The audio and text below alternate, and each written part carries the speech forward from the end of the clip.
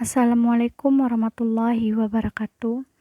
Perkenalkan, nama saya Yasinta Devi, berasal dari Prodi Ilmu Administrasi Negara BP 20 dengan NIM 2004-2169.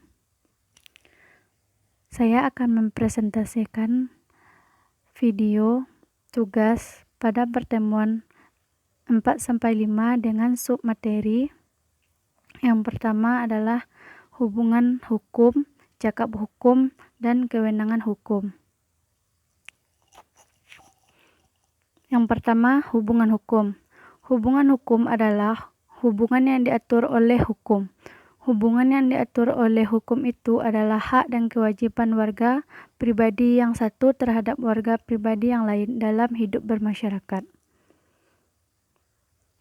Kemudian, hubungan hukum terlibat dua orang atau lebih yang merupakan subjek-subjek hukum. Hukum perdata dapat dibedakan menjadi dua, yaitu hukum perdata material dan hukum perdata personal. Kemudian, hubungan hukum waris, yaitu hak dan kewajiban ahli waris. Hubungan hukum mengikat adalah kejadian atau peristiwa hukum yang dapat berupa perbuatan seperti sewa menyewa, jual beli, dan dapat juga berupa kejadian seperti kelahiran, kematian, serta dapat juga hal keadaan seperti rumah bersusun. Peristiwa hukum tersebut menghasilkan hubungan hukum. Dalam hubungan hukum itu, tiap pihak mempunyai hak dan kewajiban secara timbal balik. Pihak yang satu mempunyai hak untuk menuntut sesuatu dari pihak yang lain, dan pihak yang lain itu berkewajiban memenuhi tuntutan itu, dan sebaliknya. Pihak yang berhak menuntut sesuatu disebut dengan kreditur, sedangkan pihak yang wajib memenuhi tuntutan itu disebut dengan debitur.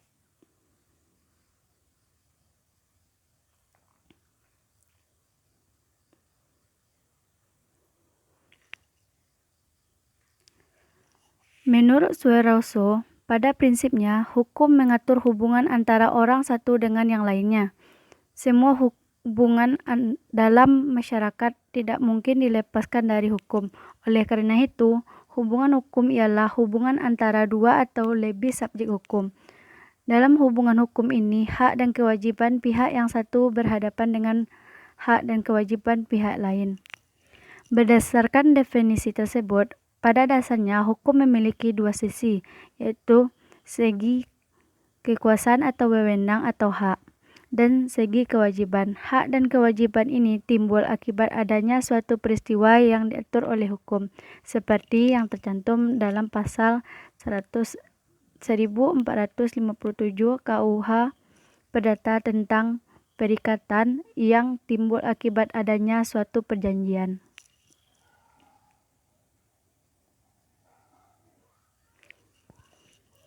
Kemudian, ciri adanya hubungan hukum. Untuk memahami lebih jernih tentang hubungan hukum, maka perlu disampaikan bahwa hubungan hukum itu setidaknya mempunyai 3 unsur sebagai cirinya. Yang pertama, adanya orang-orang yang hak atau kewajibannya saling berhadapan. Contohnya, Made menjual tanah kepada Ketut, kemudian wajib menyerahkan tanahnya kepada Ketut. Yang kedua, adanya objek yang berlaku berdasarkan hak dan kewajiban. Kemudian adanya hubungan antara pemilik hak dan pengemban kewajiban atau adanya hubungan terhadap objek yang bersangkutan.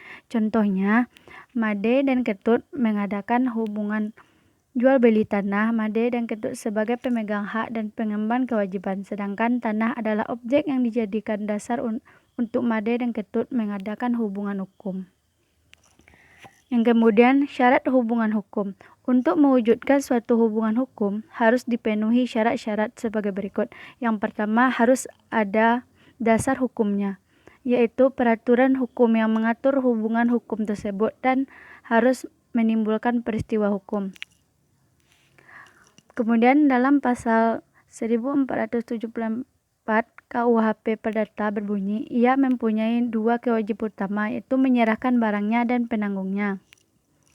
Kemudian pasal 1513 KUH Perdata berbunyi, kewajiban utama si pembeli ialah membayar harga pembeli. pada waktu dan di tempat, sebagaimana yang ditetapkan menurut perjanjian.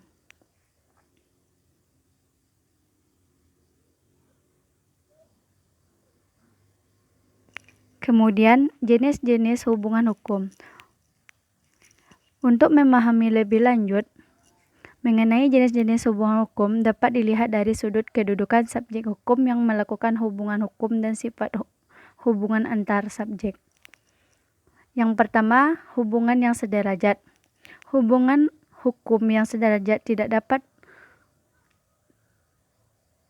dalam hukum perdata saja, misal jual beli, tetapi juga dalam hukum kenegaraan dan internasional, negara dan negara. Kemudian hubungan beda derajat. Hubungan hukum yang berbeda derajat tidak dapat dalam hukum negara penguasaan dengan warga, tetapi juga dalam hukum keluarga, orang tua dengan anak.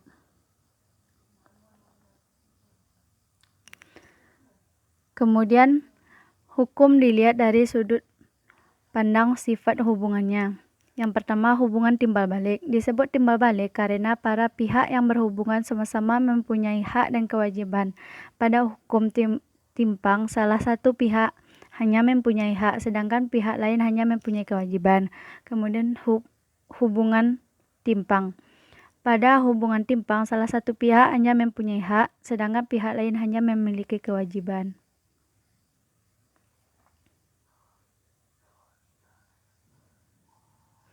Kemudian hubungan hukum bersegi satu.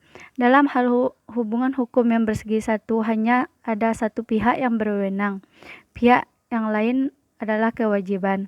Jadi dalam hubungan hukum yang bersegi satu hanya ada satu pihak saja berupaya memberikan sesuatu, berbuat sesuatu atau tidak berbuat sesuatu.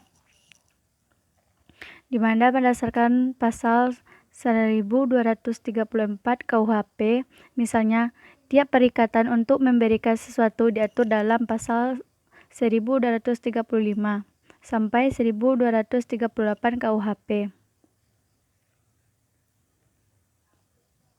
Kemudian hubungan hukum bersegi dua. Contohnya dalam suatu perjanjian jual beli, kedua belah pihak berwenang atau berhak memiliki sesuatu dari pihak lain.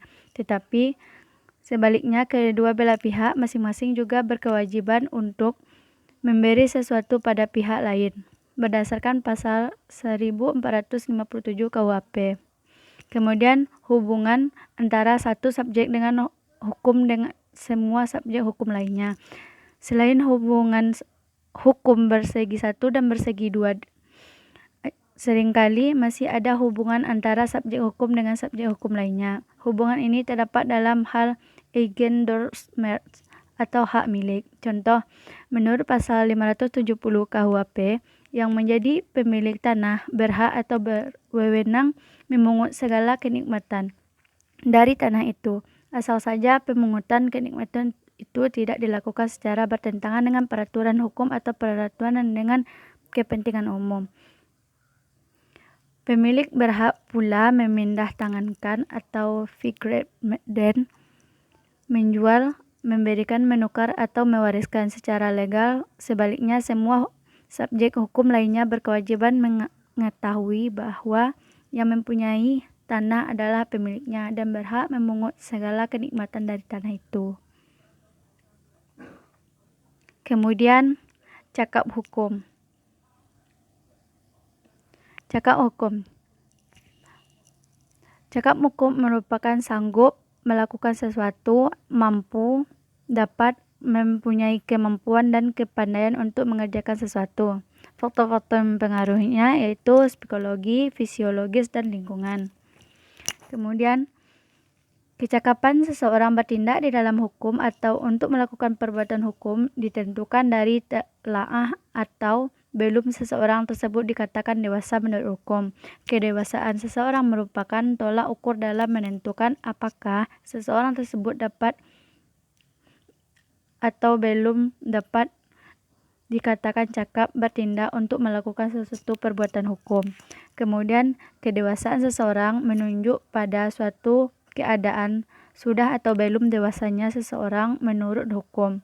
Untuk dapat bertindak di dalam hukum yang ditentukan dengan batasan umur, sehingga kedewasaan di dalam hukum menjadi syarat agar seseorang dapat, boleh atau dinyatakan sebagai cakap untuk bertindak dalam melakukan segala perbuatan hukum. Kecakapan berbuat dalam wewenang bertindak menurut hukum ini adalah dibenarkan dalam ketentuan undang-undang itu sendiri, yaitu yang pertama, seseorang anak yang belum dewasa atau belum mencapai umur 21 tahun dapat melakukan seluruh perbuatan hukum apabila telah berusia 20 tahun dan telah mendapat surat pernyataan dewasa yang diberikan oleh Presiden setelah mendengar nasihat Mahkamah Agung.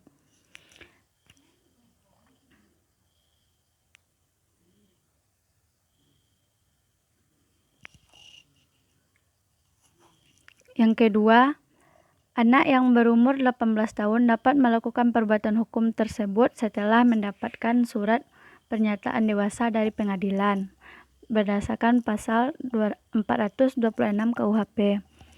Yang ketiga, seseorang yang berumur 18 tahun dapat membuat surat wasiat berdasarkan pada pasal 897 KUHP. Yang keempat, orang laki-laki yang telah mencapai umur 15 tahun dan perempuan yang telah berumur 15 tahun dalam melakukan perkawinan, pasal 29 KUHP. Yang kelima, pengakuan anak dapat dilakukan oleh orang yang telah berumur 19 tahun, pasal 282 KUHP. Kemudian, anak yang telah berumur 15 tahun dapat menjadi saksi, pasal 1912 KUHP. Kemudian, seseorang yang telah ditaruh di bawah pengampunan karena boros dapat membuat surat waris, pasal 446 KUHP Perdata. Kemudian, melakukan perkawinan, pasal 452 KUHP. Kemudian, istri cakap bertindak dalam hukum dalam hal ini. Yang pertama, dituntut dalam perkara pidana, menuntut perceraian perkawinan, pemisahan meja dan ranjang serta menuntut pemisahan harta kekayaan, pasal 111 KUHP. Membuat surat wasiat, pasal 118 KUHP. Kemudian kewenangan hukum. Menurut Nommensen Sinamo, kewenangan yang dimaksud adalah kewenangan yang dilimpahkan kepada instansi yang melaksanakannya, maka terlebih dahulu harus ditentukan dalam ketentuan perundang-undangan.